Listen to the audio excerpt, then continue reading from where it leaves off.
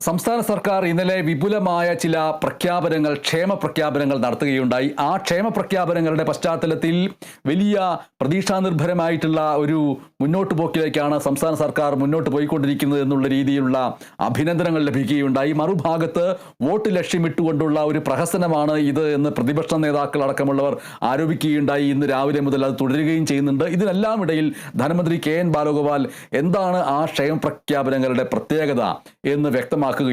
സർക്കാരിന്റെ ക്ഷേമ പ്രഖ്യാപനങ്ങളിൽ ഒരു മാസം ലഭിക്കുക 7000 രൂപയാണ് എന്ന് ധനമന്ത്രി KN ബാലഗോപാൽ വ്യക്തമാക്കിയിരിക്കുകയാണ്. അർഹതയുള്ള കുടുംബങ്ങൾക്ക് ഈ തുക ലഭിക്കുമെന്ന് അദ്ദേഹം സൂചിപ്പിക്കുകയുണ്ടായി.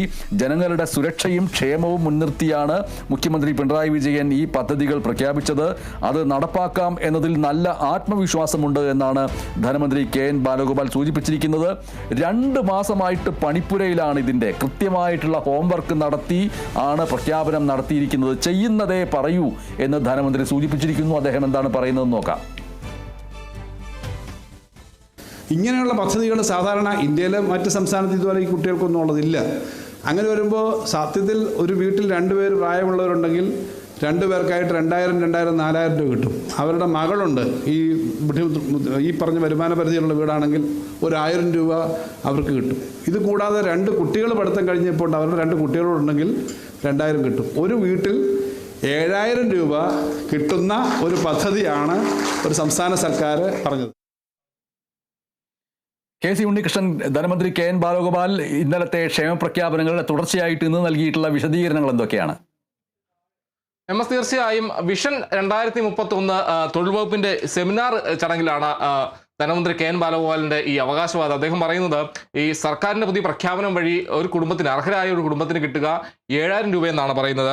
അദ്ദേഹം ഈ രീതിയിലാണ് പറഞ്ഞത്. ഒരു കുടുംബത്തിൽ 2 പേർ, പ്രായമായ 2 പേരുണ്ടെങ്കിൽ അവർക്ക് 2000 രൂപ വീതം പെൻഷൻ ലഭിക്കും. ആ 2000 രൂപ വീതം പെൻഷൻ ലഭിക്കുന്ന 4000 രൂപയാകുന്നു. അതോടൊപ്പം തന്നെ ഒരു വീട്ടമ്മ ഉണ്ടെങ്കിൽ വീട്ടമ്മയ്ക്ക് ഇന്നലെ പ്രഖ്യാപനത്തിൽ പറഞ്ഞിരിക്കുന്നത് 35 വയസ്സ് മുതൽ 65 വയസ്സ് വരെ പ്രായമുള്ള വീട്ടമ്മയ്ക്ക്, മറ്റ് ആനുകൂല്യങ്ങളൊന്നും ലഭിക്കാത്ത വീട്ടമ്മയ്ക്ക് സർക്കാർ നൽകുക 1000 രൂപയാണ്.